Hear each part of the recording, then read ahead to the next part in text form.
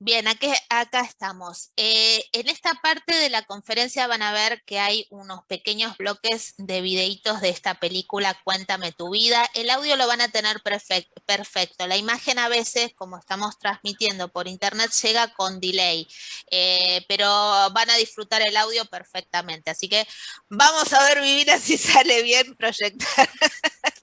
Que me acuerde cuáles son todos los videos, son 3 videitos. Bueno, cuéntame tu vida, dime de qué se trata, Vivi. Bueno, es un film de culto entre muchos psicólogos. Eh, claro que muchos lo critican porque ofrece una caricatura del psicoanálisis.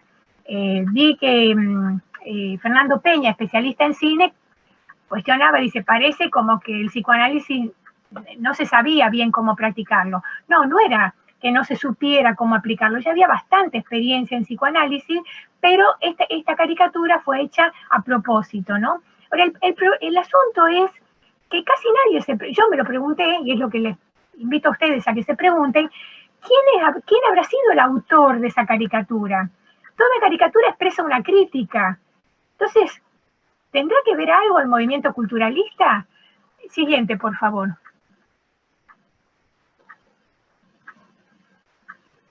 Entonces, vamos a ver cómo parte de esto está en el guión, ¿no? En los titulares de la película aparece basada en una novela de 1927, pero resulta que la versión es, lo único que toma de la novela son los nombres de los personajes principales. El resto no tiene absolutamente nada que ver. Y Hitchcock le reconoce en una entrevista a Truffaut que dirigió un pseudo psicoanálisis. El film es recordado por las bellísimas escenas oníricas de Dalí, realizadas por Salvador Dalí, y en ninguna parte del film se menciona el movimiento culturalista. Vamos a ver cómo esto forma parte de toda la puja y el boicot que estaba haciendo objeto el movimiento culturalista en Estados Unidos. Por eso es que ni siquiera se lo menciona. Siguiente, por favor. Entonces vamos a ver distintas escenas. Siguiente. Escena 1. Sospechoso de asesinato. Porque en la trama hay un enfermo que es acusado de cometer, un psicótico con amnesia que no recuerda haber cometido un crimen, y es entrevistado un psiquiatra freudiano. Ahora tengan en cuenta cómo muestra, esta pequeña escenita muestra la enorme rivalidad entre Freud y Sullivan por sus enfoques y la descalificación freudiana a las prácticas como el esquí que comentábamos antes, aplicadas solamente por Sullivan. Eran sumamente descalificadas. Y en modo de caricatura muestra que los psiquiatras, si pueden, lo matarían. Están dispuestos a matar al que piensa diferente. Bueno, vemos el cortito. De Edward. Pero ayer tenía usted alguna teoría. Expliqué a ese policía que si Edward se llevó consigo de vacaciones a un enfermo paranoico, era más idiota de lo que yo me había imaginado. Es lo mismo que jugar con un revólver cargado. ¿Cree usted que ese enfermo pudo matarle? Mire, yo no creo nada, no soy un detective. ¿Era muy amigo suyo el doctor Edwards? ¿Pero qué dice, hombre? Era un tipo insoportable. Tuvo una discusión con él cuando estuvieron en Nueva York, según creo. En Nueva York, no. En Boston, en la convención de psiquiatría. ¿Qué clase de médico es el que quiere curar psicosis llevando a la gente a patinar o a jugar a los bolos? Tengo entendido que le amenazó con darle un puñetazo. Lo único que hice fue levantarme, marcharme y dar puntapiés a unas cuantas sillas. Con que ya no necesita hacerme más preguntas. Ya tiene todos los datos. Muchas gracias, doctor. Lamento haberle molestado. Si surge algo nuevo, le avisaremos. Adiós, señora. Buenas noches. Bien. Siguiente, por favor. Acá vimos cómo la rivalidad marcada entre las dos teorías, ¿no? Ahora vamos a ver otra escena donde hay una caricatura de la transferencia freudiana que hace palpable la crítica que hacían los culturalistas al concepto de transferencia. El concepto de transferencia fue validado por Sullivan como relación terapéutica. En cambio, los freudianos partían de la transferencia, pero el enorme problema, que era lo que causaba angustia, es que llegado el momento cuando se producía la transferencia y el paciente tenía que enfrentarse a su propia angustia, lo dejaban solo, se despegaban del paciente, tomaban distancia. Entonces acá vamos a ver en la conversación entre el psiquiatra freudiano y el amnésico, cómo cuando el paciente se echa en el sillón, cuando primero el psiquiatra le dice, haga de cuenta que soy su padre, y el paciente en un momento se relaja, se echa en el sillón, apoya la cabeza y dice, me parece que no le soy muy simpático, papá, que no le caigo muy bien, papá, algo así, esa idea. Entonces observen ustedes la reacción corporal del terapeuta, cómo toma distancia y lo descalifica por no hacer lo que él, por no aceptar lo que él dice. Siguiente, por favor, vamos a ver la escena. Si no reconociera a un enfermo de amnesia al verlo, ¿qué clase de médico sería? ¿No se acuerda en absoluto de su padre o de su madre? No. ¿De su esposa o de su novia? No. No me haga resistencia, solo pretendo ayudarle. Voy a ser la imagen de su padre. Quiero que me considere como a su padre. Tenga plena confianza en mí. Es algo brusco, pero no tenemos mucho tiempo. De acuerdo, siga. Es posible que tenga algo que quiera decirme, alguna idea, alguna palabra en el rincón de su mente. Adelante, hábleme, diga lo primero que se le ocurra, todo lo que quiera. No hay nada. Puede que haya soñado algo. Sí. ¿Qué ha soñado? No tengo fe en los sueños. Esas manías de Freud son estúpidas. Naturalmente, usted lo sabe todo. Tiene amnesia, tiene complejo de culpabilidad, no sabe de dónde viene ni tiene idea de a dónde va.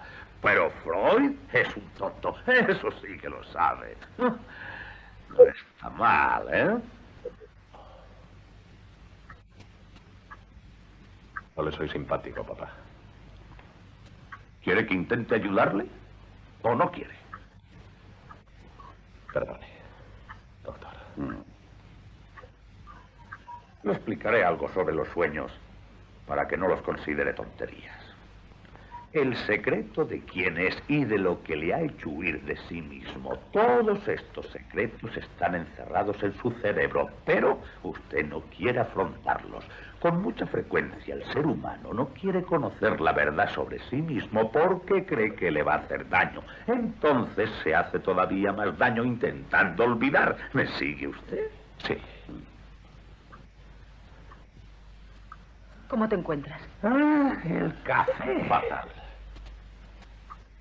El enfermo nos va a decir todo lo que ha soñado. Muy bien. Tomaré notas. Voy por... Muy bien. Acá vemos lo que es una caricatura estupenda de la transferencia, ¿no? Del concepto de transferencia. Siguiente, por favor. Que eso es algo que le criticaban los culturalistas a los freudianos. Ahora vamos a ver en fotos un resumen. Si pueden, cuando puedan, vean la película en YouTube, vean la película completa porque vale la pena. Ahora vamos a ver cómo Dalí hace la representación del sueño persecutorio, ¿no? Del sueño donde aparecen los ojos, que es el síntoma típico de alguien que se siente absolutamente perseguido, pero es perseguido por él mismo. En la psicosis, el principal perseguido, uno es perseguido por sí mismo. Entonces acá está una foto, siguiente. Otra foto, ven que hay ojos por todos lados, siguiente.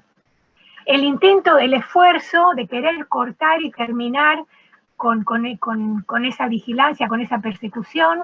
Siguiente, por favor. Acá viene la chica ligera de ropas. Siguiente, por favor. Otra escena donde recuerda a alguien que cae por el vacío. Siguiente, por favor. Y alguien desconocido con una rueda en la mano que después sabemos que es la rueda del revólver. Siguiente, por favor. Entonces, en el sueño, en la película, ustedes si la ven, van a observar cómo hacen un análisis, desmenuzan la película de una manera absolutamente lógica y racional para descubrir quién es el asesino, quién fue el asesino del médico. Pero resulta que eso los ayudó, fue una construcción de los psiquiatras, hablaban entre ellos, porque apenas terminado eso, vamos a ver imágenes de cómo el paciente se perturba al ver lo blanco, al ver algo blanco. Y o sea, no lo ayudó, al paciente no lo ayudó contar su sueño. No lo alivió la interpretación que le ofrecían los psiquiatras. Y al contrario, ¿no? El psiquiatra freudiano, cuando él se altera por ver lo blanco, dice, tiene fotofobia. La fotofobia es un síntoma de psicosis grave y desde el punto de vista freudiano es imposible de analizar. Está bien que dentro de la caricatura del psiquiatra, el viejo psiquiatra estaba celoso de que su alumna preferida estuviera enamorada de un psicótico, ¿no? Sin embargo, la psiquiatra enamorada sugiere que la solución está en averiguar lo que lo perturba, por qué lo perturban las huellas de trineo en la nieve, y le ofrece regresar a la escena del crimen. Siguiente, por favor. Vamos, acá está. Cuando terminan de analizar el sueño, él ve lo blanco y se está pasando algo, y en la película ponen como música de terror, de suspenso, o sea, música de terror cuando él mira lo blanco. Siguiente, por favor. Y entonces ahí conversan entre los dos. El viejo psiquiatra dice, tiene fotofobia. Y ella dice, no, es otra cosa. Se pone así cuando ve las marcas de huellas en la nieve. Siguiente, por favor. Entonces, como relaciona que hay algo que lo perturba relacionado con las marcas de nieve y recuerda lo que dice el psiquiatra culturalista sobre hacer deportes, entonces se le ocurre la idea de regresar a la escena del crimen con su pareja. Siguiente, por favor. ¿No? Porque es invitado por su pareja. Para ver si recupera la memoria estando en el lugar. Y acá queda la pregunta, ¿quiénes eran los que propiciaban métodos para que el paciente no solo disminuya su angustia para recordar, sino que pueda elaborar el trauma profundo? Ese es parte del nudo que queremos recuperar en esta charla. Siguiente, por favor. Esta es la escena del esquí.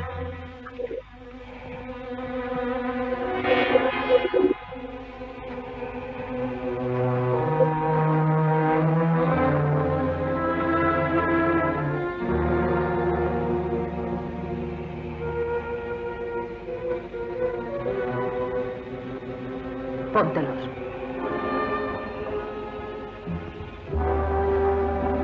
Él tiene miedo acá de ponerse los esquí porque tiene miedo de hacer mal, tiene miedo de sacarle.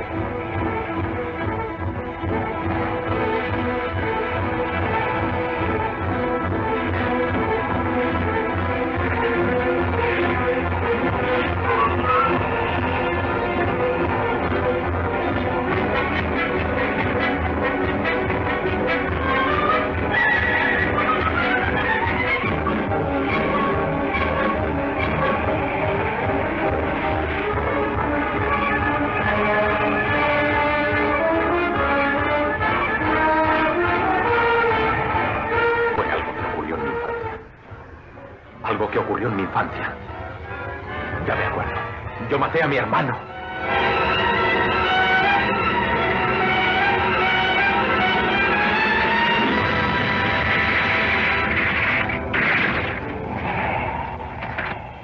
Yo no maté a mi hermano. Fue un accidente. Fue un accidente. Eso es lo que te ha obsesionado siempre. Ese era el recuerdo que te daba miedo.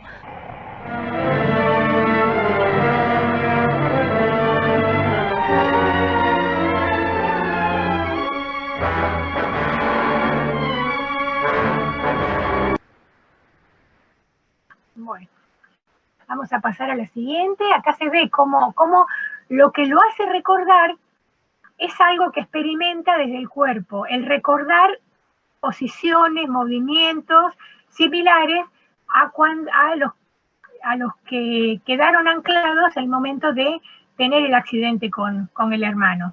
¿Se dan cuenta? Entonces las preguntas para hacernos hoy es ¿desde dónde reconocemos los traumas?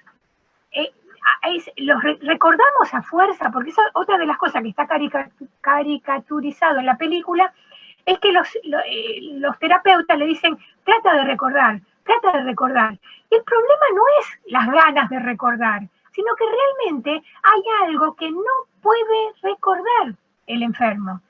Entonces, no recuerda desde las ganas de recordar o desde la voluntad de recordar, sino recuerda desde el flujo tálamo-amigdalar, desde las percepciones ancladas en el cuerpo. Y vamos a ver lo que dicen las neurociencias al respecto. Siguiente. En un estudio realizado en 2016, titulado, el grupo de investigación lo tituló Una vía rápida, fíjense cómo toma la metáfora freudiana de cuál es la vía rápida para el inconsciente. La vía rápida para el temor está en la amígdala. Y este grupo comenta que el reconocimiento de amenazas ingresa al cerebro casi instantáneamente, en millonésimas de segundo, desde el tálamo a la amígdala. Y esto es un punto muy importante para tenerlo en cuenta, ¿no? No es que aunque tengamos la sensación que recordamos desde la cabeza, en realidad el temor lo recordamos desde el cuerpo. Y lo olvidamos al mismo tiempo. Lo recordamos y lo reprimimos. Lo recordamos desde el cuerpo y lo reprimimos desde la amígdala. Siguiente, por favor. Este es un estudio de 2016. Pero este estudio, publicado hace poquito, en 2021, dice directamente que pudieron descubrir una vía, un circuito tálamo-amigdalar para la extinción de la memoria de viejos temores, o sea, para viejos traumas. Y esto fíjense qué interesante, porque investigadores de la Universidad de Suiza demostraron experimentalmente que la extinción de recuerdos consolidados de pánico, que en definitiva es el trauma eso, depende de estimular el flujo tálamo-amigdalar. O sea, así lo comentan ellos, no es a fuerza de querer recordar o desde la corteza prefrontal, sino desde el flujo tálamo-amigdalar. Y los mismos investigadores concluyen que el paso siguiente es convertir este descubrimiento reciente en terapia para personas que sufren de trastornos de estrés postraumático, ¿no? U otras experiencias traumáticas de largo plazo que afectan la salud mental. O sea, ellos comentan como algo para elaborar. ¿Y por qué la propuesta en esta exposición es recuperar lo que hacía Sullivan con sus pacientes? Porque fue tan cuestionado como dice el psiquiatra, ¿a quién se le ocurre sanar a un psicótico saliendo a pasear con él, no? Pero no era así, no era salir a pasear, era crear las condiciones para que el paciente recuerde y al mismo tiempo baje la angustia en compañía de un adulto, de una figura paterna que le cree y lo apoya, porque esa es otra cuestión, que el médico como figura transferencial obre como alguien que lo comprenda y que deje de descalificarlo como generalmente es el sustrato de los pacientes enfermos, ¿no? Siguiente, por favor. Bueno, entonces, teniendo redondeado cómo las neurociencias modernas nos dan pistas del porqué de la eficacia de la praxis culturalista, volvemos ahora a la pregunta, ¿no? Si fue tan efectiva en su momento, ¿por qué no prosperó? Siguiente. ¿Por porque se construyó como una praxis de transmisión oral. Recuerden que Sullivan fue director de la Escuela de Psiquiatría de Washington, y ahí en la Escuela de Psiquiatría era donde le enseñaba a los médicos la especialidad de psiquiatría con la mirada culturalista, pero era oralmente, no alcanzó a elaborar una teoría, porque parte del problema es si acaso necesitamos una teoría de tipo escolástica para el psicoanálisis. Ni Sullivan ni Jackson consiguieron sistematizar una teoría propia, porque inclusive Jackson, que fue el que estuvo en Palo Alto, el que fue conocidísimo, lo llamaban el mago por el modo en que, de modo absolutamente intuitivo, resolvía psicosis grave, cuadros de psicóticos graves, intervenía en el paciente de una manera absolutamente intuitiva y conseguía liberarlos. Pero Jackson no aplicaba los métodos de salida de distracción y de distraer de acompañar desde el cuerpo, disminuir la angustia del psicoanalizado, para que recuerde por sí mismo, para fortalecerlo por un lado con la transferencia positiva y para que el cuerpo recuerde qué fue la causa del trauma. Además, por otro lado, no son recordados simplemente porque fueron boicoteados de todas las maneras posibles por el lobby freudiano.